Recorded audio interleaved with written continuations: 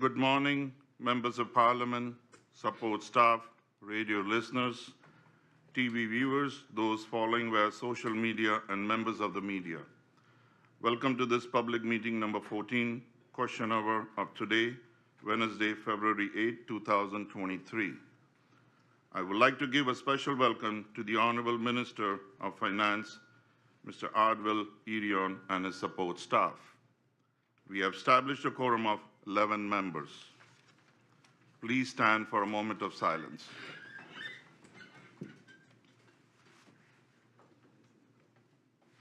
Thank you. I have received notice of absence from the following members: MP Emmanuel and MP Peterson, and notice of lateness from MP Akeem Arendal. As notifications, at this time, I wish to, on behalf of Parliament of St. Martin, take a moment to express heartfelt sympathy to the leaders and people of Turkey and Syria, as via news report we have learned of the major earthquake that brought destruction and much loss to the Turkey and Syria early Monday. We stand in solidarity with the leaders and the people of Turkey and Syria and hope that their livelihoods will soon be restored to normalcy. Thank you. Does any member of Parliament have notifications?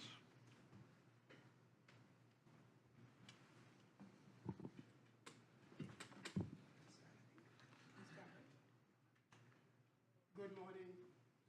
MP George, Pantoflet, you have the floor.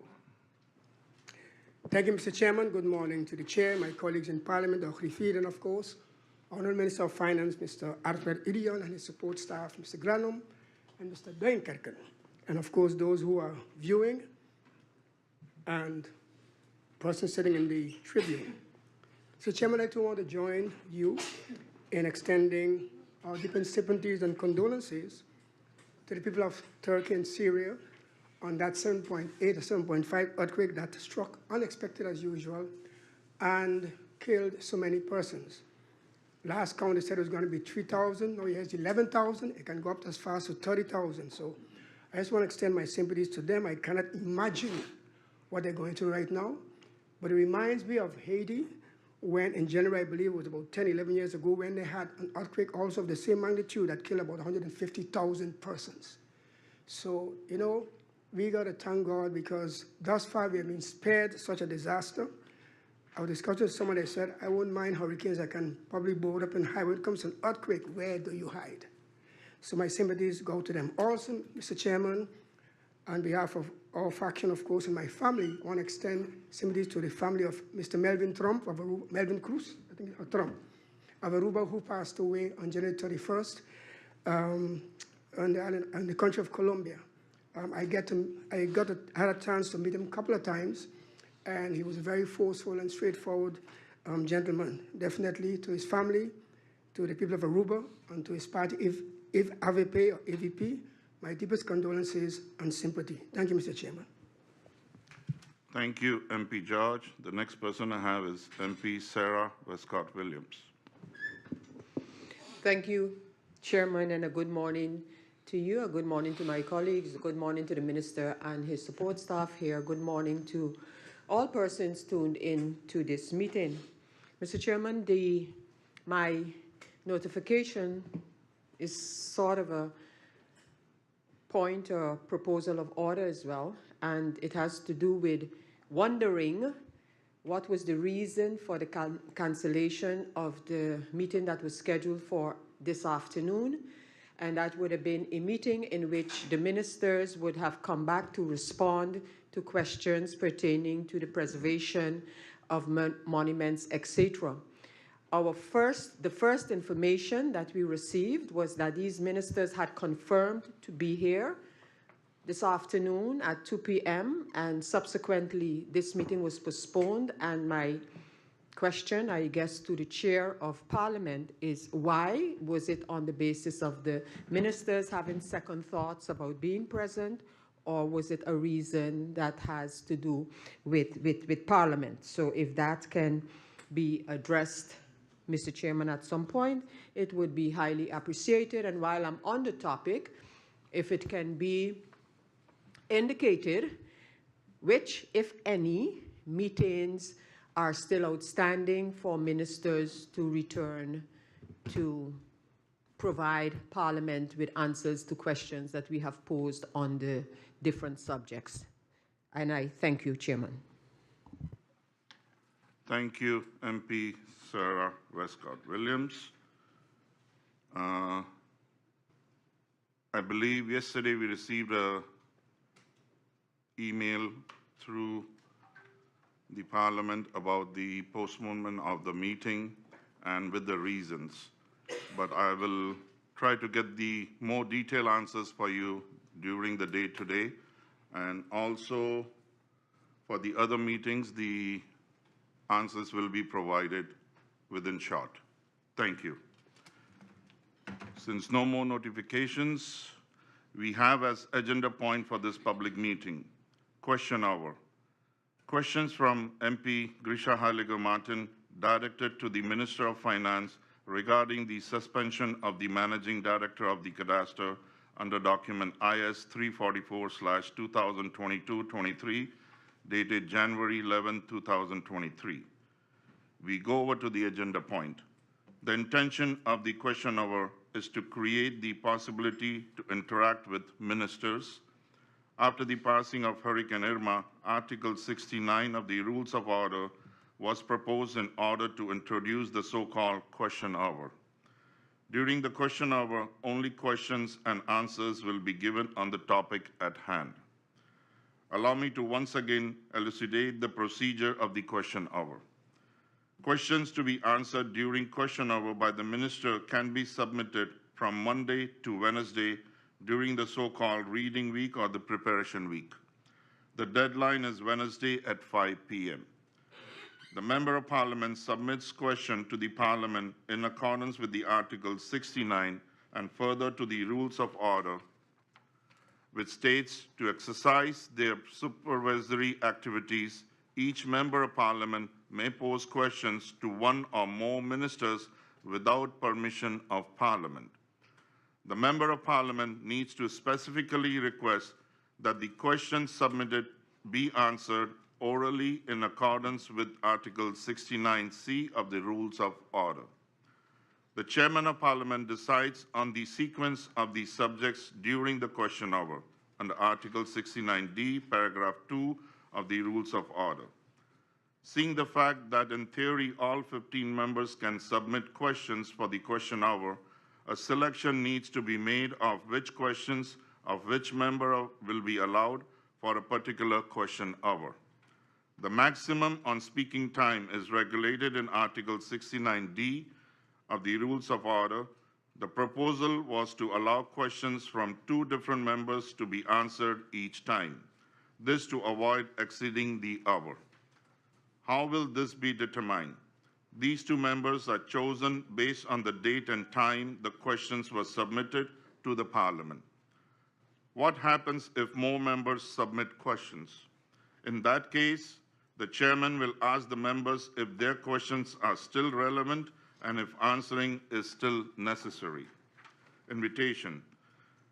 The relevant minister is invited by letter UV along with the questions posed by the Member of Parliament no later than Thursday, 12 p.m. Convocation. A convocation for the question hour, public meeting, will be sent out by Thursday at 5 p.m. the latest. If the relevant ministers agrees to answer the questions verbally, the question hour will take place as scheduled on Monday. The Member of Parliament will get the opportunity to read his or her questions as submitted for a maximum of 2 minutes under Article 69D, paragraph 3 of the Rules of Order. The minister is given the opportunity to answer the questions for a maximum of 1 minute per question. Article 69D, paragraph 3 of the Rules of Order. The Member of Parliament is then given the opportunity once more to ask additional question for a maximum of 2 minutes under Article 69D, paragraph 4 of the Rules of Order. The minister is given 1 minute to answer each question under Article 69D, paragraph 4 of the Rules of Order. The President then may allow other members of Parliament to ask questions for a maximum of 1 minute about the same topic under Article 69D, paragraph 5 of the Rules of Order. The minister is given 1 minute to answer each question under Article 69D, paragraph 5 of the Rules of Order. During the question hour, no permission can be asked to hold an interpellation, nor can motions be submitted. Today, Wednesday, February 8, 2023, we have questions that were submitted by MP Heyliger-Marten under IS 344/22-23, dated January 11, 2023, for the Minister of Finance. These questions were submitted in accordance with the Article 69 of the Rules of Order. The Minister of Finance, Mr. Ardwell Irion, was invited by the letter under UV/099/2022-23. Hence, in accordance with the Article 69, paragraph 3, Member of Parliament Grisha Heyliger-Marten will read her questions to the Minister. I now give the floor to the, no, I now give floor to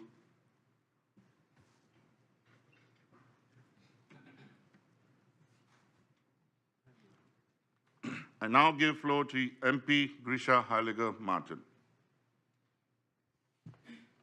Good morning, Mr. Chairman. Oops. Waiting for it to turn red. It's on? I pressed it. Oh, it's on. It's on. Good morning, Mr. Chairman. Good morning to my fellow colleagues. Good morning to the Minister and his support staff.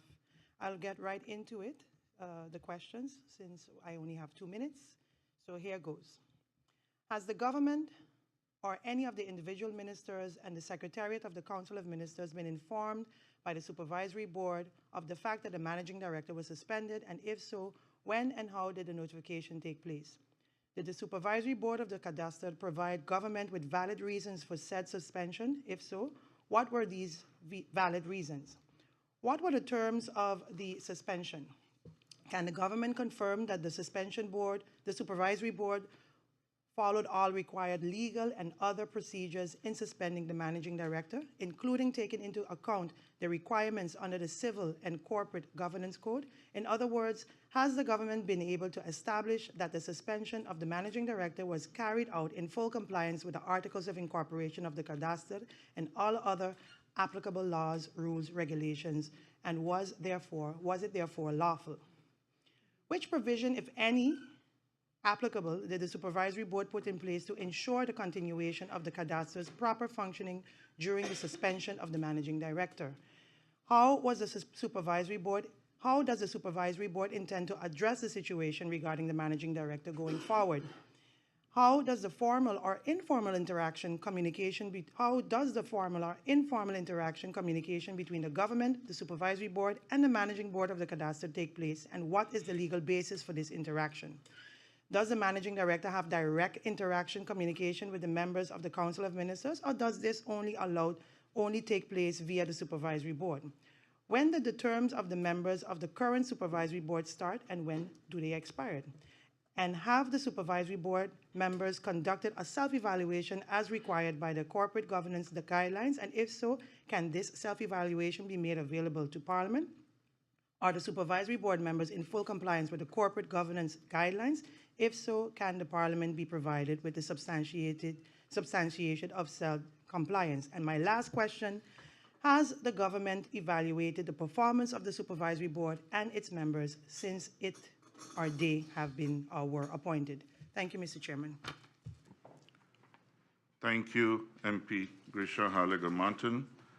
I now give the floor to the Minister to answer the questions in accordance with Article 69, paragraph 3 of the Rules of Order. Minister Irion, you have the floor.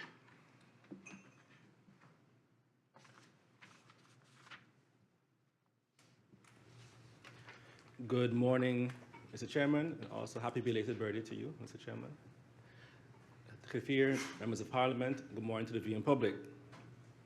Mr. Chairman, before we start, I would also like to thank the members of Parliament who attended the Good Corporate Governance initiative by government a few weeks ago.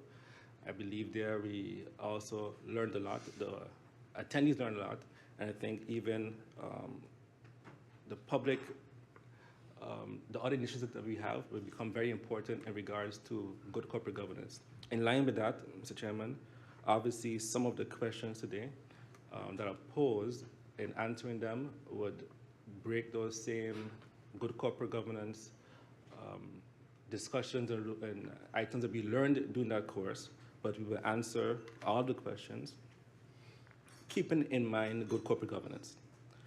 In regards to the first question, yes, on December 9th, 2022, the Supervisory Board provided me with a presentation looking back to the COVID-19 period, the business performance of 2021, and the future developments. During this meeting, I was informed on the intent of the Supervisory Board to suspend the Director for 1 week.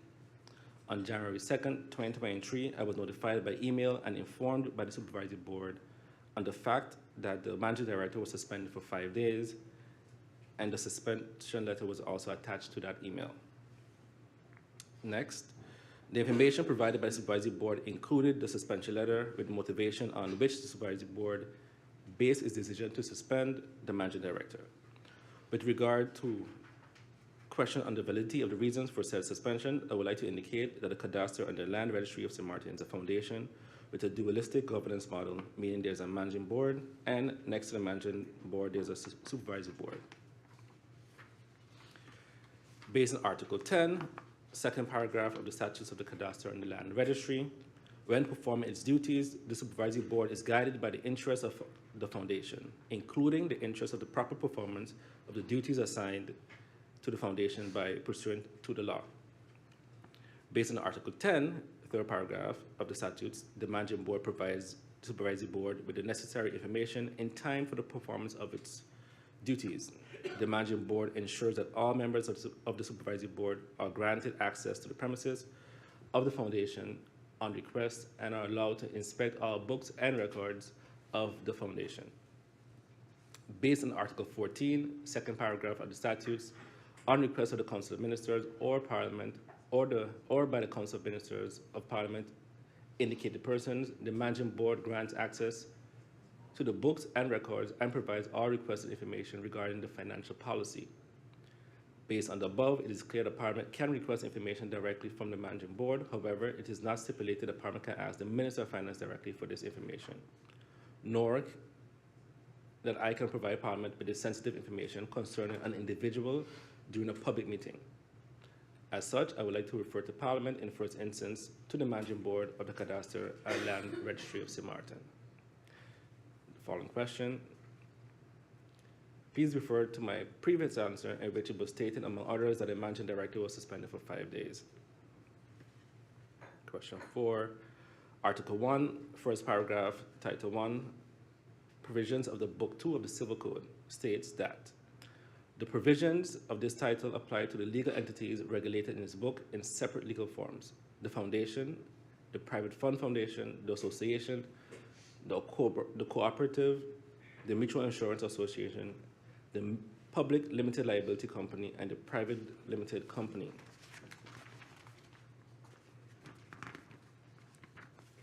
Article 19, 4th paragraph, Title 1, general provisions of the Book 2 of the Civil Code stipulates, unless the statutes provide otherwise, the Supervisory Board is authorized to suspend any director.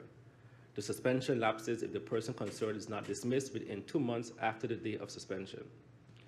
Article 5, third paragraph of the statutes of the Kadaster and Land Registry stipulates that the Managing Director and the other members of the board are appointed, suspended, and dismissed by the Supervisory Board.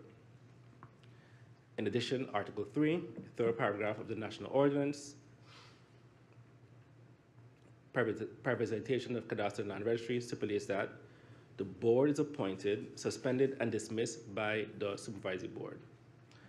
Based on Book 2 of Civil Code, the statutes, and based on the National Ordinance, privatization, Kadaster, and Land Registry, the Supervisory Board is entitled to suspend the Managing Director. based on the National Ordinance Corporate Governance in conjunction with the establishment decree of the Council Corporate Governance. Corporate Governance Council has no direct role in suspension procedure of the director. The Corporate Governance Code does not directly stipulate suspension procedures to be adhered to, but indicates a corporate governance framework like the commitment to good corporate governance principles, corporate structure, authorities, and tasks of the Supervisory Board and the Managing Director, including the appointment of members of these boards, transparency and disclosure of information, and reporting on good governance. Question 5. Mr. Franklin Chittick was placed in charge of the for Mr. Lake while he was suspended. Mr. Franklin Chittick works at the Kadaster since 2005 and was put in charge by the Managing Director when the Director was on vacation. Question 6. On January 23rd, 2023, the Managing Board and the Supervisory Board had a meeting and discussed the way forward in improving the working relationship. Both the Managing Board and the Supervisory Board attended a corporate governance workshop arranged by the government of St. Martin. Question 7.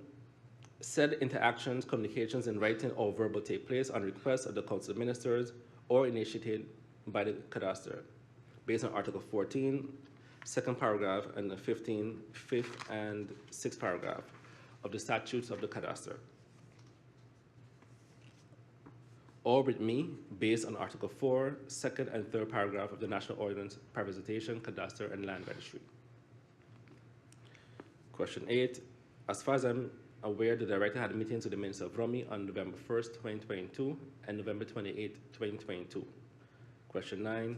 By National Decree of March 30th, 2020, the members of the Supervisory Board were appointed for a term of 3 years. This means per March 30th, 2023, the appointments will expire. Question 10.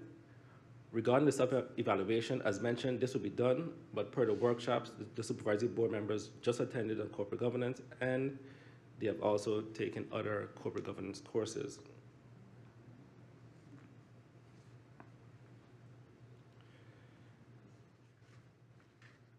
Question 11. The Supervisory Board members were appointed in accordance with the stipulations of the National Ordinance, Privatization, Kadaster, and Land Registry, the statutes of the Kadaster and Land Registry, and the National Ordinance of Good Corporate Governance. The Corporate Governance Council gave its advice and shared its advice with Parliament based on Article 4, third paragraph of the National Decree on Corporate Governance. In addition, the appointment of the Supervisory Board members were published on pages 2 and 3 of the National Gazette of April 17, 2020.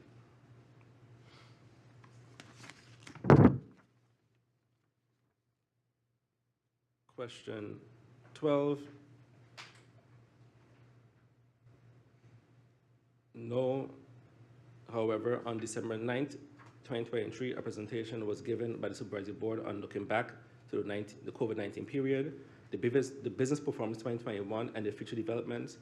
In February 2023, a meeting will be held with myself, the Minister of Finance, and the Supervisory Board, and the Managing Director. In addition to that, there was no written evaluation performance on the Supervisory Board, but we have evaluated their performance based on the previous board and their actions and plans that they initiated, brought to us as a Council of Ministers and me as Minister of Finance, and the steps they've taken since then. Mr. Chairman, that's all my answers regarding question hour. Thank you, Minister Irion.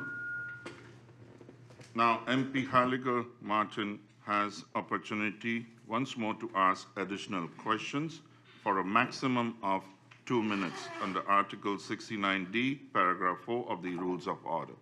MP Heyliger-Marten, you have the floor. Thank you, Mr. Chairman. I just have one follow-up question for the Minister for now. It relates to the, it relates to the verdict of Mr. Mingo of PGIA, whose termination was reversed by the court based on the fact that right procedures was not followed. So my question based on that and that jurisprudence, was the intention to suspend the Managing Director without pay added as an agenda point in the meeting with him? And how was the agenda point formulated exactly? Was the agenda sent to him in a timely manner? And was he offered the opportunity to defend himself? While we're on the topic of also dismissal, Mr. Chairman, I was also made to understand that another employee of the Kadaster was suspended at the ending of last year as well.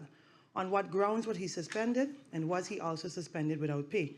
What were the terms of his suspension, and is he still suspended? And was the supervisory board involved in any way in this suspension process? Thank you, Mr. Chairman.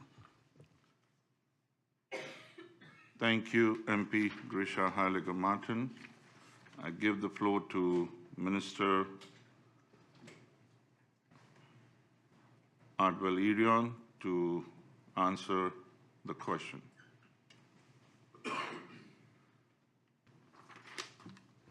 Mr. Chairman, in my introduction, I again emphasized on the good corporate governance, the initiatives that we took as government to better understand good corporate governance, and the reasons why certain questions just can't be answered by myself or even be asked by Parliament directly to myself, my person. Those are strictly operational matters, and as I mentioned in my answers, the Parliament has a right to actually question the Manager Director, so I would ask the MP to pose the questions according to the articles, according to the law. You could pose the questions directly to the Managing Director to gain those answers. Again, I want to emphasize to the public also on the manner in which ministers and members of Parliament should be working when it comes to good corporate governance and articles of certain entities, understand the entities that we are responsible for and entities we are not responsible for. So in line with that, Mr. Chairman, I cannot give an answer on detailed answers on why a suspension was made and so forth, because I don't have those answers, and those are operational matters that are in charge by the Supervisory Board. Thank you, Minister Ardwell Irion. Does any member of Parliament have questions for the Minister regarding this topic? Maximum 1 minute about the same topic under Article 69D, Paragraph 5 of the Rules of Order. I give the floor now to MP Westcott Williams.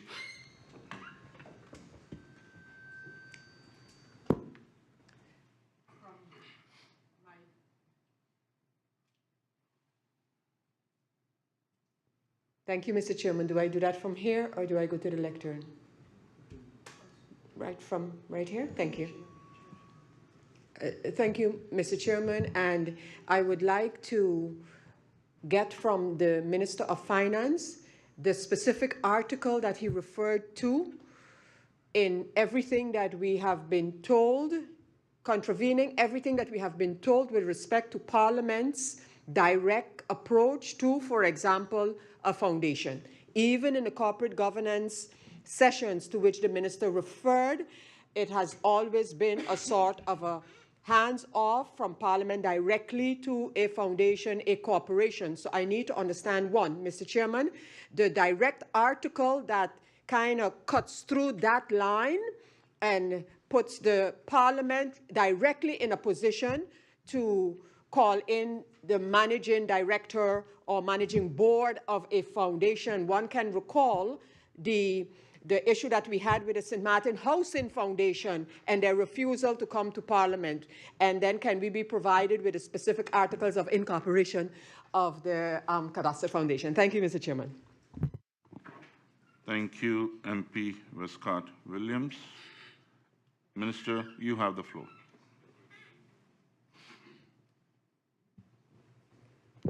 Thank you, Mr. Chairman. In regards to that, Mr. Chairman, obviously every AOI, every articles of incorporation is different for every entity, Mr. Chairman.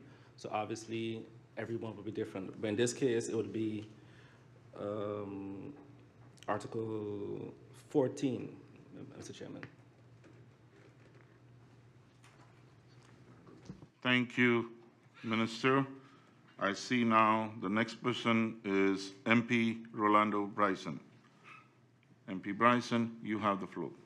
Thank you, Mr. Chairman. Through you to the Minister of Finance, is it not, from what I understand, according to the law, a clear arm's length when you look at this statute and this law, an arm's length approach, and maybe for the Minister to help the members of parliament who don't understand, can you compare that to, let's say, your role with the Central Bank of Curacao and St. Martin, to give a proper example of where the role of parliament is here versus a foundation? And also to be clear, for proper context, is this an ongoing situation that is still happening? Are we talking about a long-term suspension of an individual, or is this something that has happened temporarily and management has been restored? Thank you, Mr. Chairman. Thank you, MP Bryson. Minister, you have the floor.